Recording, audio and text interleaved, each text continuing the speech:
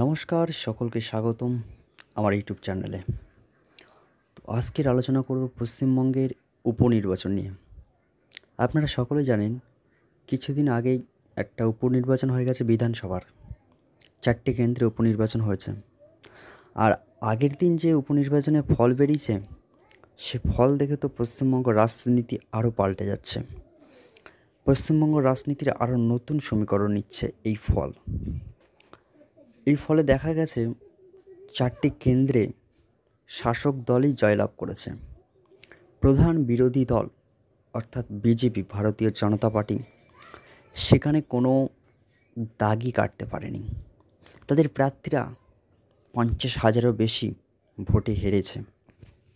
ভোটে হার জিত তো থাকবেই, কিন্তু জেতা আসন হেরে যাওয়া কিন্তু একটা সত্যি কষ্টকর জিনিস, দুঃখ বেদনাদায়ক জিনিস, যেটা ভারতীয় জনতা পার্টির পশ্চিমবঙ্গের কর্মীরা বুঝতে পারছেন। এখন জেতা আসন বাগদা, শান্তনু ঠাকুরের মতুয়া গড়, যেখানে পরপর 8 বছর তৃণমূল কোনো দাগ কাটতে পারেনি, একচেটিয়া বিজেপি জয়লাভ করে গেছে। কিন্তু সেই আসনটাও কিন্তু হারাতে হয়েছে। মতুয়াদের দাবি, শান্তনু ঠাকুরের দাবি মতন বা তাদের চাহিদা মতন সিএএ চালু করা হয়েছে বা লাগু করা হয়েছে। তার সত্ত্বেও মতুয়াগড়ে আজকের বিজেপির এই হাল। এটা থেকে শিক্ষা নেওয়া প্রয়োজন। শুভেন্দু অধিকারী, সুকান্ত মজুমদার, আরও বিজেপির বড় বড় নেতারা বিশাল বড় বড় জনসভা করে যাচ্ছে, শত শত মাইক খাটিয়ে প্রচার চালিয়ে যাচ্ছে। কিন্তু আসল কাজ যেটা, বিজেপি কর্মীদের সুরক্ষা দেওয়া, সেই বিজেপি কর্মীরা সুরক্ষা কিন্তু পাচ্ছে না।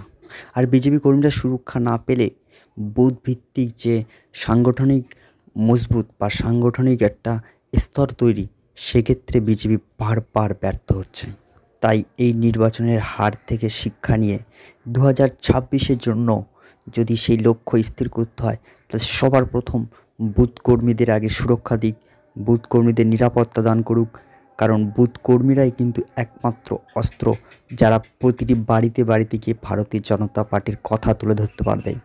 শুভেন্দু অধিকারী সভা করতে পারবেন, টিভির পর্দায় আসতে পারবেন, কিন্তু পশ্চিমবঙ্গের প্রতিটা বাড়িতে যাওয়া কিন্তু তার পক্ষে সম্ভব নয়। তাই সেক্ষেত্রে একমাত্র বুথ কর্মীরাই পারবে, একমাত্র মণ্ডল সভাপতিরাই পারবেন প্রতিটি বাড়ি যেতে। আর তাদের সুরক্ষা অবশ্যই দিক, তবেই বিজেপি 2026-এ ভালো ফল করবে। এটাই মনে হয় বিজেপির বড় ঘাটতি থেকে যাচ্ছে, বুথ কর্মীদের সুরক্ষা না দেওয়া। বুথ কর্মীদের গুরুত্ব দিক এবং সুরক্ষা দিক। আশা করি 2026-এ বিজেপি ভালো ফল করবে। আর এই 4টি উপনির্বাচন থেকে অবশ্যই শিক্ষা নেওয়া প্রয়োজন।